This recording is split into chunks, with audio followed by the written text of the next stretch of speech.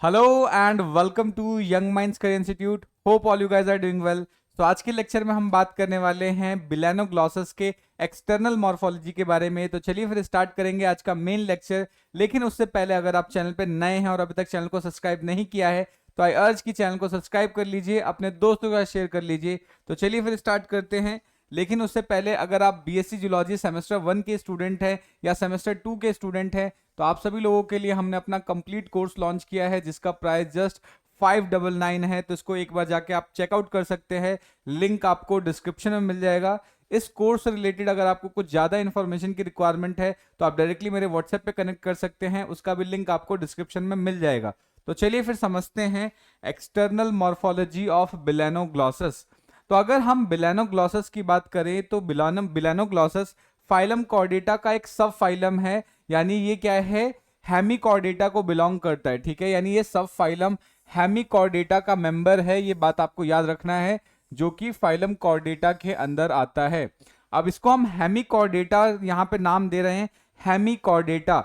Hemichordata क्यों बोल रहे हैं? क्योंकि इसके अंदर क्या है, ये आधे जो कुछ कैरेक्टर्स हैं वो कॉर्डेट्स के जैसा दिखता है। ठीक है, इनिशियली ऐसा माना जाता था कि ये जो बिलानोग्लॉसस है, बिलानोग्लॉसस का ये जो प्रोबोसिस वाला पार्ट है, यहां पर एक कुछ स्ट्रक्चर प्रेजेंट होता है जिसको नोटोकॉर्ड बोला गया। ठीक है, लेकिन बाद में साइंटिस्टों ने देखा कि ये नोटोकॉर्ड नहीं है, बल्कि ये क्या है, बक्कल डाइवर्टिकुलम है। ये क्या है, बक्कल, ये बक्कल डाइवर्टिकुलम है,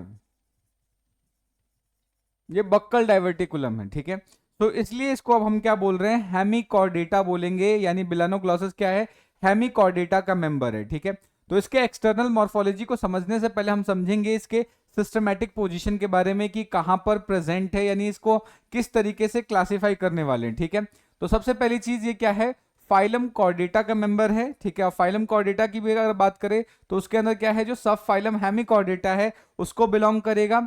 अगर हम इसके क्लास की बात करें तो क्लास क्या होगा, एंट्रोन्यूस्टा होता है। क्लास क्या है, एंट्रोन्यूस्टा, ये बात आपको याद रखना है। उसके बाद अगर हम इसके फैमिली की बात करें तो क्या होगा, टाइकॉड्रिनी हो गया ये। ठीक है, ये क्या होगा, फैमिली टाइकॉन्ड्रोनिडी हो जाएगा। ठीक है, फैमिली ट्राइकॉर्डिनिडी होगा, ये बात आपको याद रखना है। और टाइप क्या है, बिलेनोग्लॉसस है। ठीक है, अब ये जो बिलेनोग्लॉसस है इसको हम और भी नाम से जानते हैं, इसको हम टंग वॉर्म बोल सकते हैं या एकॉन वॉर्म भी बोल सकते हैं। तो ये बात आपको याद रखना है। तो कभी कभी क्वेश्चन टंग वॉर्म के नाम से आ जाता है, टंग वॉर्म भी बोल सकते हैं, और या फिर इसको हम एकॉन वॉर्म भी बोल सकते हैं। इसको एकॉन वॉर्म भी बोल सकते हैं, क्योंकि जो ओक का जो फ्रूट होता है उसका जो शेप होता है, या ओक के फ्रूट को हम एकॉन बोलते हैं, और इसका जो प्रोबोसिस है, प्रोबोसिस का जो शेप है वो उस ओक के फ्रूट के जैसा ही दिखता है, इसलिए इसको हम क्या बोलते हैं, एकॉन वॉर्म के नाम से भी जानते हैं। तो ये बात आपको इसके बारे में अच्छे से याद रखनी है। ठीक है, अब नेक्स्ट इंपॉर्टेंट चीज जो अच्छे से ध्यान रखनी है कि ये जो मेंबर है बिलानोग्लॉसस की, अगर हम बात करें तो बिलानोग्लॉसस के अंदर जो सबसे इंपॉर्टेंट चीज जो आपको याद रखनी है कि ये ड्यूटीरियोस्टोम होता है। ठीक है, ये कैसा है, आपका ड्यूटीरियोस्टोम है, ड्यूटीरियोस्टोम,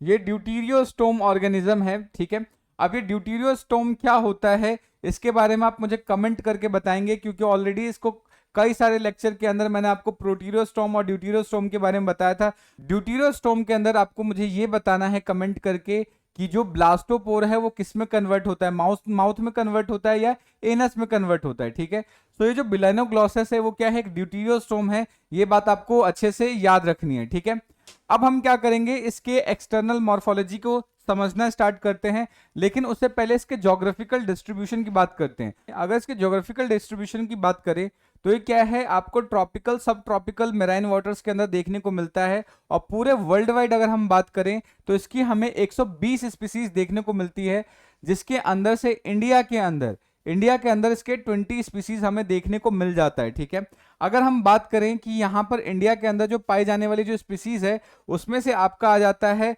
ऑस्ट्रेलियंसिस, उसके बाद आ जाएगा गिगास, ये सारे के सारे क्या हैं, ये इंडिया के अंदर पाए जाने वाली स्पीसीज हैं जो आपको अच्छे से याद रखना है। ठीक है, अब सबसे इंपॉर्टेंट चीज जो मैंने आपको भी बताया कि ये प्राइमरली कहाँ लोकेटेड होते हैं, ट्रॉपिकल एंड सब ट्रॉपिकल सीज के अंदर लोकेटेड होते हैं, ट्रॉपिकल सब ट्रॉपिकल एरियाज के अंदर प्रेजेंट होता है, ये आपको याद रखना है। ठीक है, और ये क्या है, मेराइन एनिमल है, पूरे वर्ल्ड वाइड में प्रेजेंट होता है, ठीक है। अब नेक्स्ट हम बात करेंगे इसके हैबिट और हैबिटेट के बारे में, ठीक है। सो ये जो बिलेनोग्लॉसस है वो ट्यूबिकोलस एनिमल होता है। ट्यूबिकोलस का मतलब ये बिल बना के रहता है, ठीक है। आपने देखा होगा कि कुछ एनिमल्स होते हैं जो बिल के अंदर रहते हैं, तो ये बेसिकली क्या है, एक टाइप का ट्यूबिकोलस एनिमल है जो मैराइन वाटर्स या मरीन वाटर्स के अंदर प्रेजेंट होता है। और जनरली क्या है, मरीन वाटर्स के अंदर बरो करके, यानी जो कोस्टल रीजन्स होते हैं वहां पर ये क्या करता है, बरो करके बिल बनाते हैं और उस बिल के अंदर रहते हैं, ठीक है। और इनका जो बिल होता है वो बेसिकली यू शेप स्ट्रक्चर होता है, यू शेप का स्ट्रक्चर बनता है, ये बात आपको याद रखना है, ठीक है। सो ये कहां रहेगा, it inhibits shallow coastal waters in intertidal zone, ठीक है। कहां पर रहेगा, शैलो कोस्टल जोन, यानी जहां पर पानी कम प्रेजेंट होता है, जहां पे मिट्टी प्रेजेंट हो, गीली मिट्टी प्रेजेंट हो, वहां पर देखने को मिलेगा, ठीक है। उसके बाद आप देखेंगे कि कुछ इसके ऐसे जो स्पेसिमेंस है वो जो डीप वाटर्स में भी प्रेजेंट होते हैं, ये बात आपको अच्छे से याद रखनी है। उसके अलावा क्या है, जस्ट मैंने आपको बताया कि ये एक यू शेप का बरो या एक यू शेप का बिल क्रिएट करता है इन सैंडी एंड मडी सबस्ट्रेट, यानी सैंडी और मडी सबस्ट्रेट के अंदर क्या है, ये यू शेप का कुछ इस तरीके का यू शेप का बिल क्रिएट करता है, जिसकी अगर हम बात करें जो लेंथ होती है, जो डेप्थ होती है, डेप्थ कितनी होती है, 50 से 75 सेंटीमीटर होती है, ठीक है। सो ये बात आपको याद रखना है। जिसमें से जो इसका जो बिल बनता है, एक साइड तो ये क्या होगा, इस तरीके से सर्कुलर ही होता है, लेकिन दूसरी साइड इस तरीके का फनल शेप होता है। और इवन कुछ दूसरे स्पीसीज में देखा गया है कि इसके ये पैरेलल एक और क्या करता है, इस तरीके से बिल खोद देता है, जो कि वो भी क्या है, इसके पैरेलल होगा और फनल शेप होगा। ये जो पीछे वाला पार्ट है, इसके अंदर ये क्या करता है, अपने एक्सक्रीटरी मटेरियल से, जो कि स्पाइरली कॉइल्ड होता है, उस फॉर्म से इसको ये क्या करता है, चॉक कर देता है या ब्लॉक कर देता है। ये बात आपको अच्छे से याद रखनी है, ठीक है। सो ये जो डायग्राम आप देख रहे हो यहाँ पर, ये इसका क्या है, बरो है, जो आपको याद रखना है। इसमें से ये क्या है, पोस्टीरियर वर्टिकल लिम्ब है इसका, और ये इसका क्या है, एंटीरियर लिम्ब हो जाएगा, ये बात आपको याद रखना है। सो जो एंटीरियर लिम्ब है वो फनल शेप होता है, और ये कैसा होता है आपका, सर्कुलर शेप होगा। तो ये जो पोस्टीरियर लिम्ब है, इसके ऊपर ये जितने भी फीकल मैटर होता है वो फीकल मैटर क्वाइल्ड फॉर्म में होगा, और इस क्वाइल्ड फॉर्म से ये क्या, इसको ब्लॉक करके रखता है, ठीक है। और यहाँ पर ये फनल शेप होता है, और इसके अलावा ये जो मेन ब्रांच है, इसके जस्ट साइड ब्रांच भी ये ओपन कर लेता है, ठीक है। इनिशियली अगर हम बात करें तो जो बिलेनोग्लॉसस होते हैं वो स्लगिस एनिमल होते हैं, बहुत आलसी होते हैं, बेसिकली जहां पर है वहीं पड़े रहते हैं। लेकिन जैसे ही मान लेते हैं पानी कम होता है, तब ये इस पर्टिकुलर एंटीरियर जो लिम्ब है इसकी मदद से बाहर निकलते हैं, और बाहर निकल के पानी के अंदर ही अपने अंडे देते हैं, या अपने जितने गैमीट्स है उसको पानी के अंदर ही रिलीज करते हैं, ठीक है। ये बात आपको याद रखनी है। और ये जो बिल बनता है, इसकी डेप्थ आपको याद रखना है कि 50 से 75 सेंटीमीटर तक हो सकता है। और ओपनिंग की अगर बात करें तो ओपनिंग क्या है, 10 से 13 सेंटीमीटर तक होता है। ये बात आपको अच्छे से याद रखना है। तो इसी पॉइंट को मैंने यहाँ पे लिख रखा है कि जो ये एनिमल्स है, यानी जो बिलेनोग्लॉसस है, ये अपने आप को क्या करता है, स्टोन्स के अंदर हो गया, सी वीड्स हो गया, उसके अंदर छुपा के रखता है, या फिर क्या करेगा, खुद से एक बिल का क्रिएशन करता है या ट्यूब का फॉर्मेशन करेगा। ये बात आपको याद रखना है, ठीक है।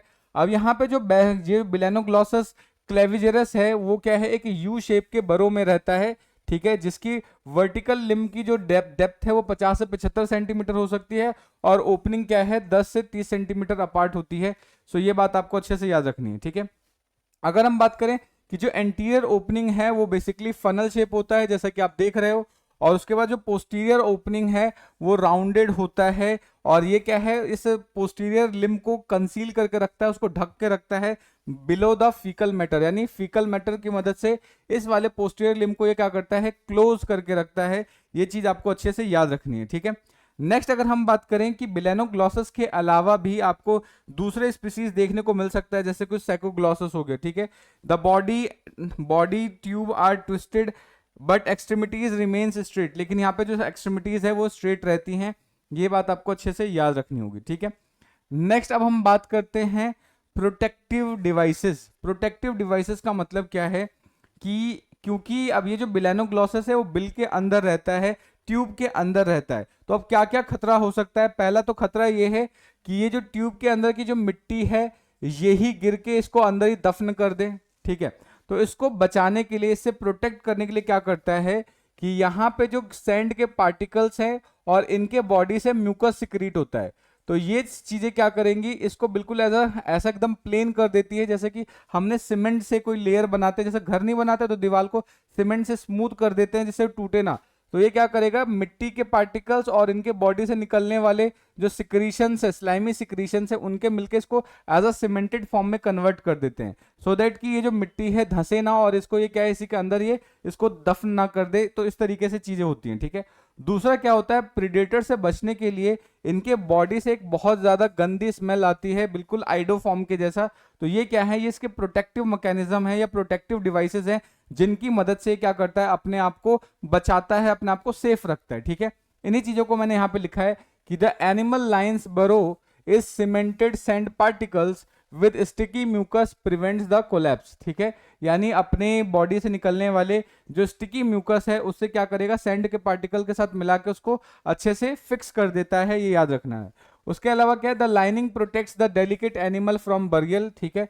नेक्स्ट अगर हम बात करें कि another defence mechanism is the secretion of foul smelling odour similar to iodoform. उसके अलावा क्या है, गंदी स्मेल करने वाला केमिकल रिलीज करता है जिसका जो स्मेल है बिल्कुल आइडोफॉर्म के जैसा होता है, ये बात आपको अच्छे से याद रखना है, ठीक है। One species of the animal exhibit phosphorescence, किसी के अंदर आपको फॉस्फोरिसेंस भी देखने को मिलता है, ये चीज अच्छे से याद रखनी है, ठीक है। नेक्स्ट अब बात करते हैं इसके मूवमेंट की। तो जनरली आपको ध्यान रखना है कि जो सबसे आगे वाला पार्ट होता है बेलेनोग्लॉसस का, उसको हम प्रोबोसिस बोलते हैं, ठीक है। अब ये जो प्रोबोसिस है वो हाईली मस्कुलर स्ट्रक्चर होता है और यही क्या है, आगे पीछे इस तरीके से कर सकता है, मस्कुलर मूवमेंट करता है। साथ के साथ इनके बॉडी के पूरे बॉडी के ऊपर सीलिया प्रेजेंट होता है जो कि हेल्प करते हैं, तो ये बात आपको अच्छे से याद रखना है। तो जनरली क्या है, ये जो पूरा का पूरा जो वॉर्म है वो स्लगिश होता है, बहुत आलसी होता है, एक ही जगह पे पड़ा रहना चाहता है, ये ध्यान रखना है।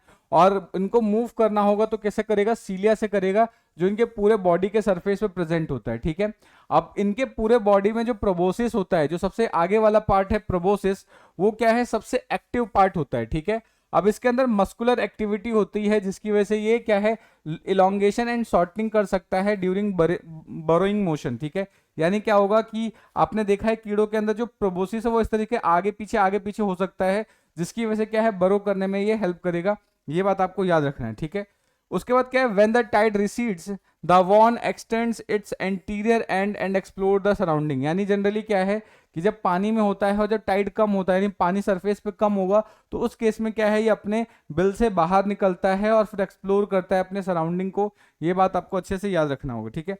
The posterior end is extended cast out faecal matter, और पोस्टीरियर एंड से क्या है, फीकल मैटर बाहर रिलीज होगा, ये बात अच्छे से याद रखना है आपको। सो ये तो हो गया इसके किसके बारे में, मूवमेंट के बारे में, ठीक है। अब अगर इसके हम फीडिंग एंड ब्रीडिंग हैबिट्स की बात करें, तो फीडिंग और ब्रीडिंग कैसे होता है, तो बेसिकली क्या है, ये मड कीचड़ को खाता है, ठीक है। तो उसको जब खाता है तो उसके अंदर जो भी डायटम्स प्रेजेंट है उन डायटम्स को वो क्या करता है, यूज करता है, बाकी चीजों को एज अ वेस्ट की फॉर्म में बाहर निकालता है, ठीक है। सो ये आपको याद रखना है। सो फीडिंग क्या है, ये स्वालो मड और sand to obtain diatoms, protozoans, micro organism and organic detritus. यानी मिट्टी खाता है और मिट्टी खाने से क्या होगा कि उसके अंदर जो डायटम्स प्रेजेंट है, प्रोटोजोन्स प्रेजेंट है, माइक्रो ऑर्गेनिज्म प्रेजेंट है या ऑर्गेनिक डेट्राइटस प्रेजेंट है। ऑर्गेनिक डेट्राइटस का मतलब कि जैसे प्लांट हो गया या कुछ ऐसा पार्ट हो गया जो गल रहे हैं, सड़ रहे हैं, उसको हम ऑर्गेनिक डेट्राइटस बोलते हैं, ठीक है। सो उसका यूज करता है एज अ फीडिंग तौर पर, ठीक है, ध्यान रखना है। अगर रिप्रोडक्शन की बात करें तो आप देखोगे कि बिलेनोग्लॉसस के अंदर मेल और फीमेल बॉडी क्या होती है, सेपरेट होती है, और वो दोनों अलग अलग ट्यूब्स के अंदर होती है या अलग अलग बिल के अंदर होता है, और दोनों क्या करते हैं, अपने गैमेट्स को पानी में रिलीज करते हैं, तो उसी के अंदर फर्टिलाइजेशन होगा, तो ध्यान रखना है। तो यहाँ पर सेक्सेस क्या होंगे, सेपरेट होगा, फर्टिलाइजेशन बॉडी के बाहर होता है, इसलिए क्या होगा, एक्सटर्नल फर्टिलाइजेशन होगा, और कहाँ पर होगा, सी वाटर के अंदर होगा, ठीक है। अब अगर सबसे बात करें इंपॉर्टेंट चीज कि इनके लाइफ साइकिल के अंदर एक लार्वल स्टेज देखने को मिलता है, और लार्वा कैसा होता है, free swimming planktonic ciliated larva होता है, जिसको हम टॉर्नेरिया लार्वा बोलते हैं। तो ये पॉइंट आपको अच्छे से याद रखना है, क्योंकि इस पे टॉर्नेरिया लार्वा पे क्वेश्चन पूछ लिया जाता है, या इवन एमसीक्यू में क्वेश्चन बन जाएगा, जिसको आप अच्छे से याद रखेंगे, ठीक है। अब रीजनरेशन की बात करें, it does not reproduce asexually but it has considerable power of regeneration. यानी यहाँ पर क्या है, आपको देखने को मिलेगा रीजनरेशन, यानी रीजनरेशन का मतलब क्या है, किसी भी बॉडी पार्ट से वो एक पूरे ऑर्गेनिज्म का फॉर्मेशन कर सकता है, एसेक्सुअल रिप्रोडक्शन यहाँ पर नहीं होता, ठीक है। सो ये बात आपको अच्छे से याद रखनी है, ठीक है। नेक्स्ट आप बात करते हैं इसके एक्सटर्नल मॉर्फोलॉजी के बारे में। तो चलिए अब स्टार्ट करते हैं बिलेनोग्लॉसस के एक्सटर्नल मॉर्फोलॉजी के बारे में। अगर हम बिलेनोग्लॉसस के बारे में बात करें तो बिलेनोग्लॉसस की जो बॉडी है उसको हम 3 पार्ट में डिवाइड कर सकते हैं। सबसे ऊपर वाला जो होगा उसको बोलते हैं प्रोबोसिस, उसके बाद ये क्या होगा कॉलर, और ये सबसे बड़ा जो पार्ट होता है इसको बोलते हैं ट्रंक। इसको क्या बोलेंगे, ट्रंक बोलेंगे, ठीक है। अब सबसे इंपॉर्टेंट चीज जो आपको ध्यान रखनी है कि प्रोबोसिस के अंदर एक खाली चैम्बर प्रेजेंट होता है, एक वेकेंट चैम्बर प्रेजेंट होता है जिसको हम सीलोम बोलेंगे, ठीक है, जिसको क्या बोलेंगे, सीलोम बोलेंगे। अब क्योंकि ये सीलोम प्रोबोसिस के अंदर प्रेजेंट है इसलिए इसको क्या नाम दिया जाता है, प्रोबोसिस सीलोम दिया जाता है, ठीक है। अब ये जो प्रोबोसिस सीलोम है ये बाहर की तरफ खुलता है और यहां पर खुलने के लिए एक अपर्चर प्रेजेंट होता है जिसको हम प्रोबोसिस पोर बोलते हैं, ठीक है। इस पोर की मदद से क्या है, बाहर की तरफ अंदर वाला सीलोम बाहर की तरफ खुलेगा, ठीक है। अब ये बात आपको याद रखना है। अगर हम प्रोबोसिस की बात करें तो प्रोबोसिस के अंदर जो सबसे इसका इंटीरियर जो ये जो पोस्टीरियर रीजन है, इस रीजन में क्या होता है, एक इस तरीके का स्ट्रक्चर बाहर की तरफ बना हुआ होता है और ये स्ट्रक्चर को हम बोलते हैं प्रोबोसिस स्टॉक। इसको क्या बोलेंगे, प्रोबोसिस, इसको बोलते हैं प्रोबोसिस स्टॉक, ठीक है। अब ये जो प्रोबोसिस स्टॉक है बेसिकली ये क्या है, अंदर की तरफ ढका हुआ होता है। ये जो प्रोबोसिस स्टॉक है, इस प्रोबोसिस स्टॉक के नीचे एक यू शेप का स्ट्रक्चर प्रेजेंट होता है और इस स्ट्रक्चर को हम बोलते हैं प्री ओरल सिलियरी ऑर्गन। अब ये जो प्री ओरल सिलियरी ऑर्गन है इसका काम होता है कि ये जो बिलेनोग्लॉसस है इसको जो फूड और वाटर सप्लाई जो किया जाता है उसकी गुणवत्ता कैसी है, उसकी क्वालिटी कैसी है, उसको ये आइडेंटिफाई करने में काम करता है, ठीक है। अब ये जो स्ट्रक्चर है प्रोबोसिस स्टॉक और ये प्री ओरल सिलियरी ऑर्गन ये बाहर से दिखाई नहीं देता। क्यों दिखाई नहीं देता, क्योंकि इसके ऊपर क्या है, कॉलर का कुछ पार्ट इसको कवर करके रखता है। कॉलर का कुछ पार्ट क्या करता है, इसको कवर करके रखता है, जिसकी वजह से ये स्ट्रक्चर्स हमें बाहर से विजिबल नहीं होते। और इस पर्टिकुलर यानी कॉलर का वो पार्ट जो ये प्रोबोसिस स्टॉक और प्री ओरल सिलियरी ऑर्गन को कवर करता है इसको ही हम कॉलरेट बोलते हैं, ठीक है। इसको हम क्या बोलेंगे, कॉलरेट बोलेंगे। तो आपको ध्यान रखना है कि जैसे सपोज करिए प्रोबोसिस है तो प्रोबोसिस को क्या करेगा, ये जो कॉलर है उसने इस तरीके से इसको अंदर ढक रखा है, ठीक है, इस तरीके से ढक रखा है। तो ये जो जो ऊपर वाला पार्ट है यानी जितना पार्ट ये प्रोबोसिस का ढका हुआ है कॉलर के जिस पार्ट से, उसको क्या नाम देते हैं, कॉलरेट बोलते हैं, ठीक है। उसी के नीचे आप देखोगे कि यहां पर आपको माउथ भी दिख जाता है जो कि बक्कल चैम्बर के अंदर खुलता है। तो ध्यान रखना है कि जो कॉलर है, कॉलर का जो शेप होता है वो बिल्कुल एक फ्लैप जैसा स्ट्रक्चर होगा, ठीक है। अब इस कॉलर के अंदर भी सीलोम प्रेजेंट होगा और उस सीलोम को हम क्या बोलेंगे, कोरल, यही आप बोल सकते हो, कॉलर सीलोम बोलोगे, ठीक है। इसके अंदर जो सीलोम प्रेजेंट है इसको क्या बोला जाएगा, कॉलर सीलोम। और ये जो कॉलर सीलोम है इसकी जो ओपनिंग होती है वो यहां पर होती है ट्रंक के अंदर, गिल पोर के अंदर, यानी जो फर्स्ट गिल पोर है, फर्स्ट गिल पोर के अंदर जो सीलोम का जो अपर्चर है, जो सीलोम की ओपनिंग है वो यहां पर होती है, ठीक है, ध्यान रखना है। उसके अलावा अगर हम बात करें नीचे वाला जो ट्रंक वाला रीजन है, इस ट्रंक वाले रीजन के अंदर, अब ये जो ट्रंक वाला जो रीजन है इसको 3 पार्ट में डिवाइड कर सकते हैं। पहला आपका ब्रेंकियल रीजन आ जाएगा, फिर उसके बाद हिपैटिक रीजन आ जाएगा और तीसरा क्या है, पोस्ट हिपैटिक रीजन आ जाएगा, ठीक है। अब ये जो आपका ब्रेंकियल रीजन है इसको ब्रेंकियल जेनाइटल रीजन भी बोलते हैं। इस रीजन के आप के अंदर देखोगे कि इस तरीके से एक रिज प्रेजेंट होता है, एक रिज लाइक स्ट्रक्चर प्रेजेंट होता है और इस रिज के अराउंड ही इसके दोनों साइड क्या है, इस तरीके से गिल पोर्स प्रेजेंट होते हैं, ठीक है। उसके अलावा आप देखेंगे कि यहां पर कुछ इस तरीके के स्ट्रक्चर्स प्रेजेंट होते हैं, इस तरीके के स्ट्रक्चर्स, इन स्ट्रक्चर्स को हम जेनाइटल विंग्स बोलते हैं, ठीक है। अब ये जो जेनाइटल विंग्स हैं यहीं पर जेनाइटल पोर्स की ओपनिंग भी होती है जो नेकेड आई से दिख नहीं सकती, उसको देखने के लिए हमें किसी एड की रिक्वायरमेंट होती है, ये बात आपको याद रखना है। नेक्स्ट ये वाला जो पार्ट है उसके जस्ट नीचे आप देखोगे हिपैटिक रीजन होगा और ये जो पार्ट है ये थोड़ा रफ जैसा स्ट्रक्चर देखने को मिलता है क्योंकि यहां पर आप देखेंगे कि कुछ इस तरीके की हिपैटिक सी की प्रेजेंट होते हैं, ठीक है। और उससे जस्ट पीछे वाला जो पार्ट है जिसको हम पोस्ट हिपैटिक रीजन बोलते हैं ये यूनिफॉर्म होता है और यहीं पर एनस प्रेजेंट होता है जिसके थ्रू जो फीकल मैटर है वो बॉडी के बाहर एलिमिनेट होता है। तो ये पूरा का पूरा क्या है, इसका एक्सटर्नल मॉर्फोलॉजी है। तो एक बार क्या करेंगे, पीपीटी की मदद से इन सभी चीजों को फटाफट समझने की कोशिश करते हैं, ठीक है। सो आई होप आपको यहाँ तक की चीजें अच्छे से समझ में आ गई होंगी। अगर फिर भी कोई डाउट बन रहा है, कोई सजेशन है तो आप कमेंट करके बता सकते हैं, ठीक है। सो बॉडी इनकी बात करें तो बॉडी कैसा होता है, सॉफ्ट होता है, इलोंगेटेड होता है, वार्म लाइक होता है और सिलिंड्रिकल होगा अब सबसे इंपॉर्टेंट चीज कि इनके अंदर बायलेटरल सिमेट्री आपको देखने को मिल जाती है, ठीक है।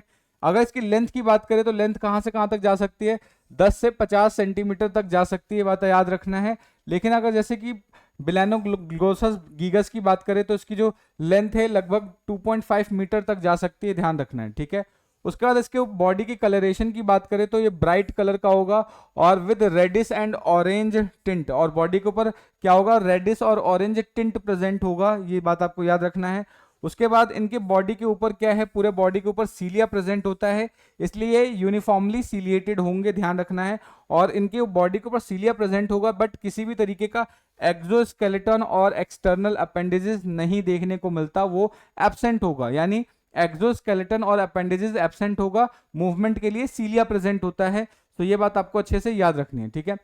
नेक्स्ट अगर हम बात करें यहाँ पे जो कॉलर की, तो कॉलर कैसा है, मिडिल शॉर्ट सिलिंड्रिकल पार्ट है, ठीक है, ये बात आपको याद रखना है। उसके बाद क्या है, एंटीरियर मार्जिन, इसका जो एंटीरियर मार्जिन यानी कॉलर का वो वाला पार्ट जिसने प्रोबोसिस को कवर कर रखा है, ठीक है, उसको क्या नाम देते हैं, कॉलरेट बोलते हैं, ये बात आपको याद रखना है। ये surrounds the proboscis stalk and encloses the mouth ventrally, यानी इसका काम क्या है कॉलरेट का, कि ये प्रोबोसिस स्टॉक को क्लोज करके रखता है और वहीं पर माउथ भी प्रेजेंट होगा, ये बात आपको याद रखना है, ठीक है।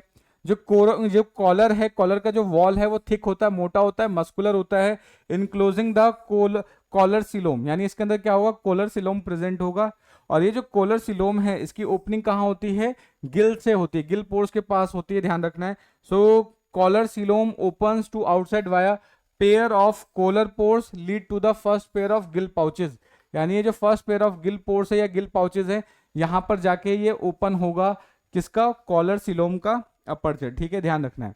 नेक्स्ट बात करेगा ट्रंक की, ठीक है। तो अभी मैंने देखा ट्रंक को 3 पार्ट में डिवाइड कर सकते हैं, एक हो गया ब्रेंकियल जेनाइटल रीजन, फिर हो गया हिपैटिक रीजन और पोस्ट हिपैटिक रीजन, ठीक है। तो ये बात आपको ध्यान रखेंगे। तो अगर हम बात करें सबसे पोस्टीरियर पार्ट में होगा और ये सबसे ज्यादा लार्जेस्ट पार्ट होता है बॉडी का, ये याद रखना है। और ये एन्यूलेटेड होता है, यानी रिंग जैसा स्ट्रक्चर होगा, ये बात आपको याद रखना है। अगर हम बात करें कि मिड डॉर्सल और मिड वेंट्रल रिजेस प्रेजेंट होंगे, that houses the corresponding nerves and blood vessels, यानी यहाँ पर रिज प्रेजेंट होता है और इन्हीं रिजेस के अंदर क्या होगा, ब्लड वेसल्स और नर्व्स प्रेजेंट होंगे, ध्यान रखना है। ट्रंक को हम 3 मेन रीजन में डिफरेंशिएट कर सकते हैं। पहला होगा ब्रेंकियोजेनाइटल, मिडिल वाला होता है हिपैटिक, और जो सबसे पोस्टीरियर वाला होता है वो क्या होगा, पोस्ट हिपैटिक एब्डोमिनल या कॉडल रीजन बोलते हैं, ये बात आपको अच्छे से याद रखना है, ठीक है।